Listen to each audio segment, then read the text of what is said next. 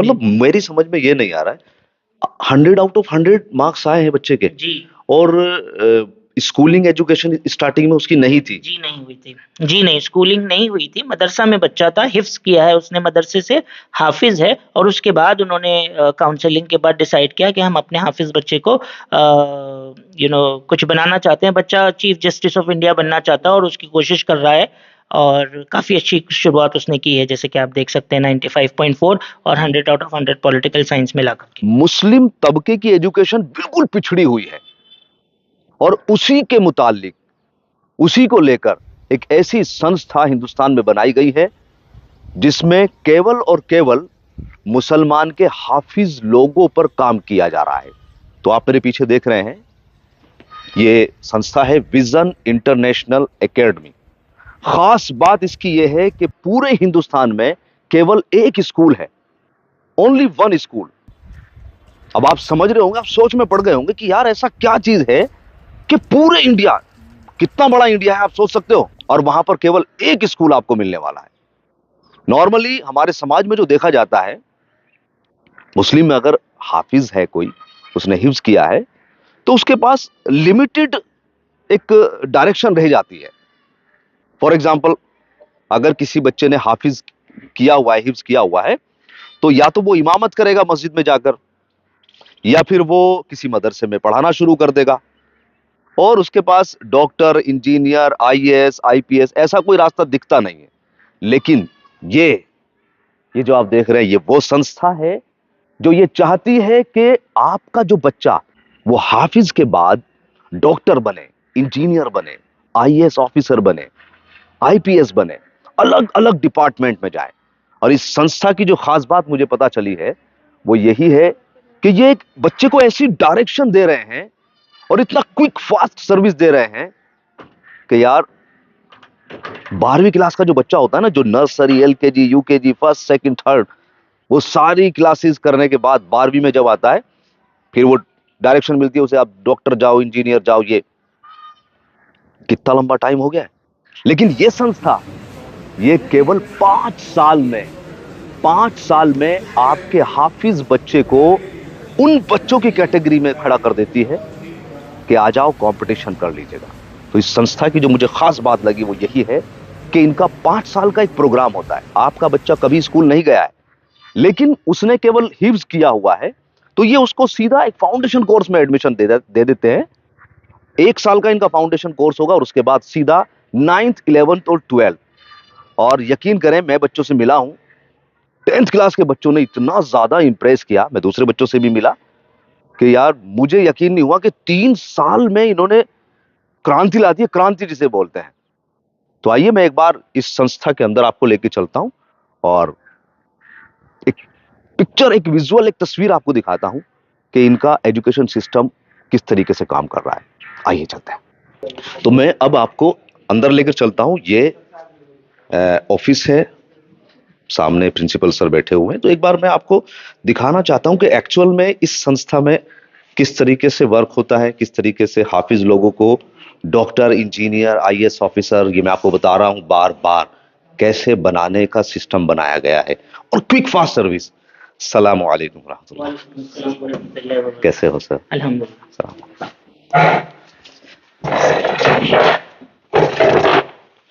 कैसे हैं आप? जी अल्हम्दुलिल्लाह, दुआ है आप लोगों की। आपके संस्था की बड़ी तारीफें सुन रहे हैं और ये कहा जा रहा है कि पूरे हिंदुस्तान में एकमात्र यही स्कूल है जो ओनली फॉर हाफिज, और फिर उसके बाद जो आपका सिस्टम है किस तरीके से है वो जानना चाह रहे हैं, क्योंकि ऑडियंस की मेरे पास लगातार कमेंट भी आ रही है, जानना चाह रहे हैं। कुछ बताइए आप। हाँ, देखिए ऐसा है कि जब सच्चर कमेटी की रिपोर्ट के बाद पूरे हिंदुस्तान को ये पता चला कि हिंदुस्तान की तरक्की के लिए जो माइनॉरिटी कम्युनिटी है, जिसमें मुस्लिम सबसे बड़ी माइनॉरिटी है, उनके बच्चों की पढ़ाई जो है किसी वजह से रुक जाती है, और वो प्राइमरी एजुकेशन ना लेने की वजह से सेकेंडरी एजुकेशन और हायर एजुकेशन में उनका जो योगदान होता है वो कम है। सरकार ने ये कहा था कि हम भी कोशिश कर रहे हैं और माइनॉरिटी को भी कहा था कि आप लोग भी कोशिश करें अपने कौम को आगे बढ़ाने के लिए और ऐसे इदारे खोले जहां पर हम इन बच्चों को मेन स्ट्रीम कर पाए।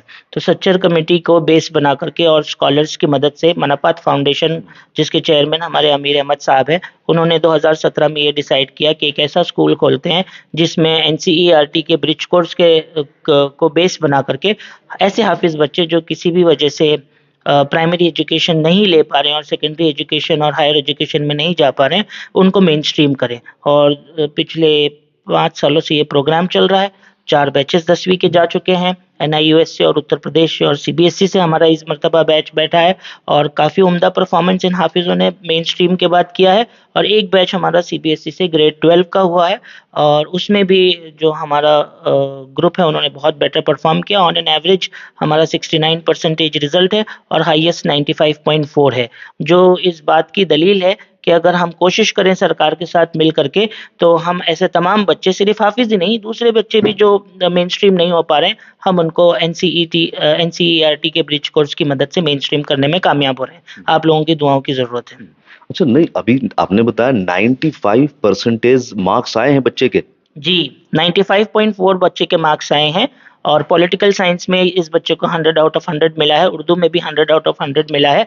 तो मैं समझता हूँ ये वो बच्चे हैं जो किसी वजह से स्कूल नहीं कर पाए, लेकिन सिर्फ 4 साल की मुद्दत से और मेन स्ट्रीम होने के बाद। मैं आपको रोकना चाहूंगा, मतलब मेरी समझ में ये नहीं आ रहा है, 100 आउट ऑफ 100 मार्क्स आए हैं बच्चे के जी, और स्कूलिंग एजुकेशन स्टार्टिंग में उसकी नहीं थी। जी नहीं हुई थी। जी नहीं, स्कूलिंग नहीं हुई थी। मदरसा में बच्चा था, हिफ्स किया है उसने मदरसे से, हाफिज है और उसके बाद उन्होंने काउंसलिंग के बाद डिसाइड किया कि हम अपने हाफिज बच्चे को कुछ बनाना चाहते हैं। बच्चा चीफ जस्टिस ऑफ इंडिया बनना चाहता है और उसकी कोशिश कर रहा है और काफ़ी अच्छी शुरुआत उसने की है, जैसे कि आप देख सकते हैं 95.4 और 100 आउट ऑफ 100 पॉलिटिकल साइंस में ला करके। मतलब कुल मिलाकर एक चीज मैं आप लोगों को बता देता हूं, पहले भी मैंने आपको इससे अवगत कराया है कि बैकग्राउंड स्कूलिंग नहीं है। 5 साल का इनका प्रोग्राम होता है जिसमें 1 साल ये फाउंडेशन का कोर्स होता है, उसके बाद फिर 9th 10th और 11th 12th, मतलब 5 साल में एक बच्चा 100 में से 100 नंबर ला रहा है। यार कमाल की परफॉर्मेंस है, इससे तो मैं बहुत ज्यादा इंप्रेस हूं और मुझे उम्मीद है कि आप भी अचंभित होंगे। नॉर्मली हमारे जो बच्चे हैं वो सीबीएसई में पढ़ते हैं और ये संस्था भी सीबीएसई की है और उसमें पूरी लाइफ उसके साथ मेहनत करते हुए और फिर बच्चे के 90+ नंबर नहीं बनते और यहाँ पर 100 out of 100। Very very very, मतलब इंप्रेसिव एकदम रिजल्ट है। मैं आपके माध्यम से ये गुजारिश करना चाहूँगा कि तमाम मदरसे जिनके पास हाफिज बच्चे ग्रेजुएट होकर निकल रहे हैं, हिफ्स करके निकल रहे हैं, उन्हें अपने बच्चों को हमारे जैसे इदारों में जोड़ना चाहिए ताकि हिफ्स के बाद वो मेन स्ट्रीम करके अपने अपने पोटेंशियल एरिया में जो है देश की तरक्की में योगदान कर सकें। बस मेरा लास्ट क्वेश्चन आपसे ये रहेगा कि क्या इस संस्था में केवल हाफिज लोगों की एंट्री है? मतलब जो मुझे रिसर्च में मिला है, ये कहा जाता है कि पूरे स्कूल में पूरे इंडिया में कोई भी ऐसी संस्था नहीं है जो केवल हाफिजों पर काम कर रही है। आपकी संस्था में हाफिज लोगों पर काम हो रहा है? जी, हमारे संस्था में हाफिज लोगों पर ही काम हो रहा है। ऐसा है कि उत्तर प्रदेश में और दूसरी जगहों में जहाँ हाफिज बच्चे बनते हैं तो उनके परिवार को एक ये परेशानी होती है कि अगर ये दूसरे स्कूल में जाएगा तो जो कलाम पाक उसने याद किया है, जो हमारी होली किताब है, वो भूल सकता है। तो हमने हमारे सिस्टम में उस कलाम पाक को याद उसके रिवीजन का, जिसको हम लोग दौर कहते हैं, उसके रिटेंशन का बंदोबस्त रखा है। तो उससे वो काफ़ी कॉन्फिडेंस हो जाते हैं और अपने बच्चों को यहाँ पर भेजते हैं। वैसे संस्था में कुछ गैर नॉन हाफिज बच्चे भी हैं, अराउंड 6%, और वो लोग भी यहाँ पर से दरसो तदरीस हासिल कर रहे हैं। एक हल्का सा बस लास्ट क्वेश्चन ये है, अगर दिनचर्या की बात करें, जैसे कि हाफिज हैं तो क्या उनका हिफ्स यहाँ पर कॉन्टिन्यूअस रहेगा?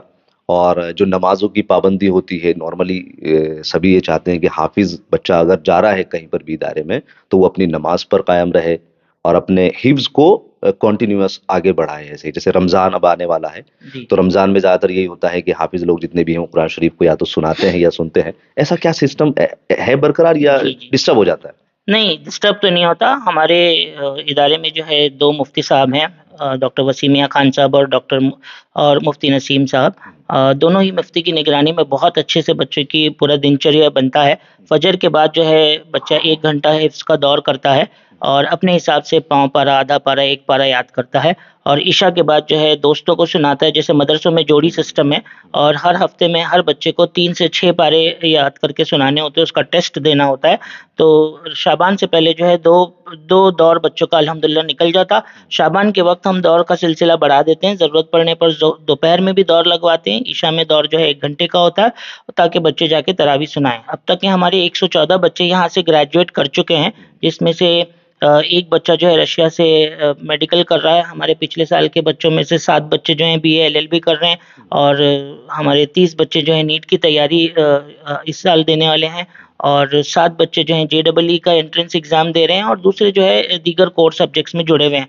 तो ऑल सेड एंड डन 114 बच्चे यहाँ से ग्रेजुएट हो चुके हैं और अल्हम्दुलिल्लाह सबका हिफ्ज बरकरार है और हमारा एक स्टैंडर्ड ऑपरेटिंग प्रोसीजर है इसको बरकरार रखने का। पूरी कोशिश ये रहती है कि साल भर में हर बच्चे का 3 दौर निकले। जैसे हमारे असरी एग्जाम्स होते हैं, हर असरी एग्जाम्स में हिफ्ज का भी एग्जाम होता है ताकि बच्चा अपना हिफ्ज ना भूले और by the grace of Almighty we have been able to retain the hifz of all the hafiz that we have till now।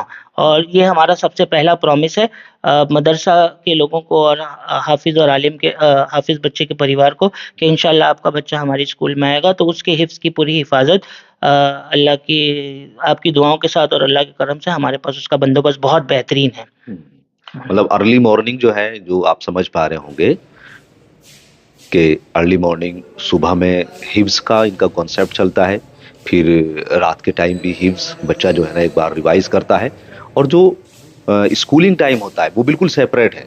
उस पर इनका फोकस रहता है कि वो स्कूल में बच्चा जो सीख रहा है वो एक प्रॉपर स्टाइल में सीखे। उसके बाद जो नॉर्मली हम देखते हैं हमारा बच्चा जो ट्यूशन वगैरह जाता है, शाम को भागा इधर से इधर जाता है, वो भी यहाँ पर नहीं है। यहाँ पर हॉस्टल सिस्टम है और वहाँ पर टीचर्स उन स्टूडेंट्स के साथ अवेलेबल रहते हैं। उनको अगर कोई क्वेरी होती है, कोई प्रॉब्लम होती है तो हाथों हाथ उनको सॉल्यूशन भी मिलता है। तो एक बहुत ही जबरदस्त संस्था है और अगर आपके बच्चे भी हाफिज कर चुके हैं और उनकी एज लिमिट, कुछ एज लिमिट का भी हिसाब है जी 12 प्लस है जो गवर्नमेंट का एज लिमिट है। फाउंडेशन कोर्स जो 8 स्टैंडर्ड के लिए होता है उसके उन बच्चों को हम अपने पास एडमिशन देते हैं। तो अगर आपका बच्चा हाफिज है, हिफ्ज कर लिया है और 12-13 साल उसकी उम्र है तो आप जरूर इस संस्था पर विजिट करें। पूरी डिटेल स्क्रीन पर आपको मेंशन है। आइए, मिलिएगा और अपने बच्चे की कामयाबी पर एक कदम आप भी बढ़ाइएगा। आप देख रहे थे द नॉइज। नमस्कार।